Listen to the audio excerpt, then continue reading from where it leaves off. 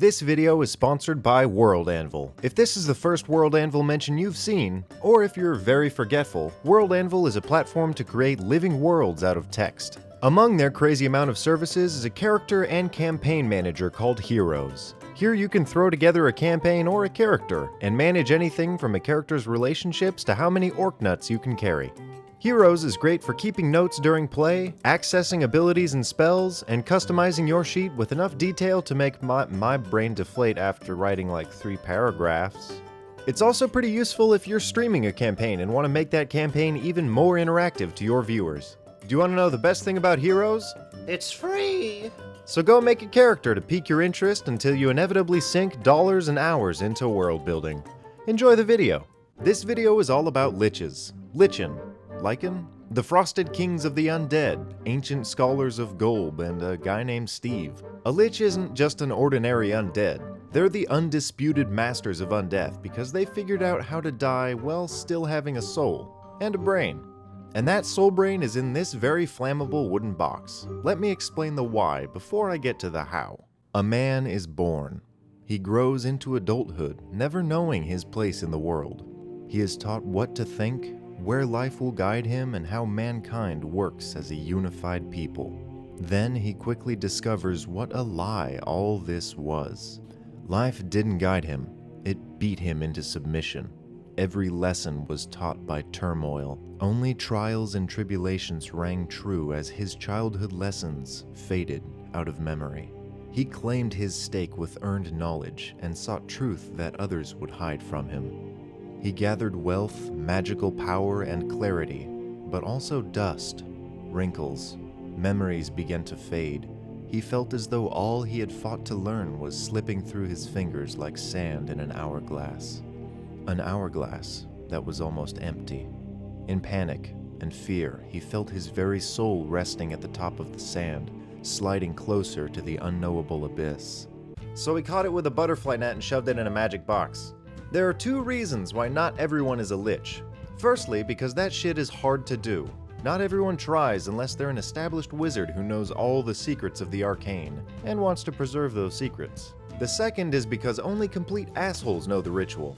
It isn't necessarily that all lich are evil, but only batshit insane wizards have what it takes to learn and perform the ritual. Let's assume you're a master of both the arcane and the insane, and want to try really hard not to die. The first step you take is approaching an old fart who learned the secret of not die.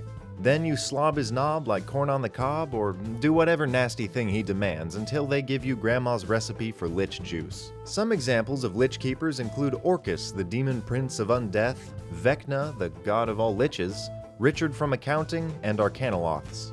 Because grandma kept her recipe a secret, it's our job to guess what it is. My assumptions would be something like mixing the blood of a freshly sacrificed loved one with the bile of a celestial, leading all the Boy Scouts of America into a volcano and collecting a vial of the outcome, or just eating a baby whole like Kronos. Really awful shit. As one other part of the ritual, you also need what is called a phylactery. Literally, this weird Hebrew word describes a leather prayer box that Jewish men put on their forehead in the morning. But apparently this can be anything you can write inside of. So go climb into a Tarrasque or the belly of a dragon, write some damn runes, and be actually immortal. Then you throw back grandma's baby blood formula like a shot of tequila, slip your soul into the phylactery, and do whatever you want for the next few eons. The beautiful boon that a lich possesses is not only immortality, but a brain that doesn't spoil like a damn banana been left out for 12 seconds. Generally, undead are soulless, shambling husks, but because a lich's soul is broadcast into their body, they're able to think and plan.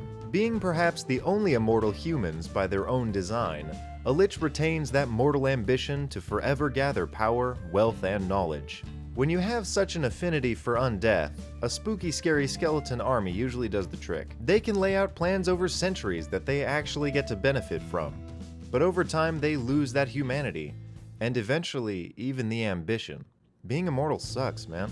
Before all that nasty, "I've learned everything. Life is boring. What's the point?" kind of talk, a lich still has to fight to stay alive.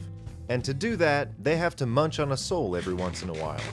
Being a lich means you know the spell imprisonment by heart, even though your heart's in a box. Some liches spend their time in towers, fostering souls to be harvested down the line in a livestock fashion. Other, more cruel bastards, like the scourge of reality that is a Sararak, craft dungeons for adventurers to die in. One great mystery of all D&D lore is where his phylactery is, but let's quickly look at the basics and start to speculate. He's been around since time immemorial, and gone completely mad. The bastard builds god killers out of aborted eldritch fetuses, for God's sake. He is also somehow able to use every soul lost in every dungeon to keep himself alive, with more than enough to spare. If I were to pick a spot, I'd say his phylactery is the network of dungeons themselves. Clever bastard. Or you could say it's in the elemental plane of Ash, Limbo, protected by an evil nega deity somewhere in the astral plane, or in a superglued top hat, or up his butt. Once a wizard becomes a lich, all concerns and matters of every other mortal suddenly fade out of significance.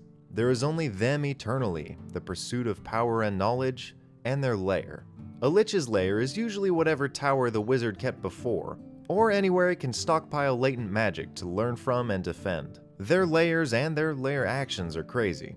Imagine a level 20 player character being allowed to spend 20 entire sessions just making an impregnable tower. Because of how jaded these old dusty fuckers get sometimes, no one will ever hear from them, and their pursuit of knowledge goes professionally under the radar until they fall into a dormant state forever. They either forget to keep eating souls, or they want to pass on, and they lose their crusty bodies. These ancient 3/4 dead nut jobs are called Demiliches, which translates to a shitty almost lich. All that's left of them is a skull and a phylactery.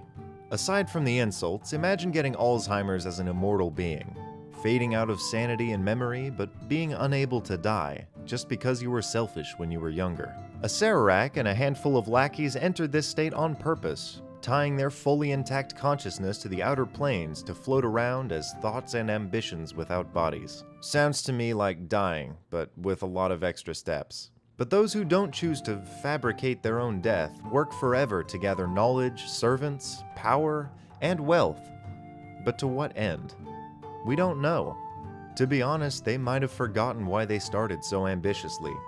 Those were human emotions, and now they're more than any human or undead. One might say, they're basically Lich.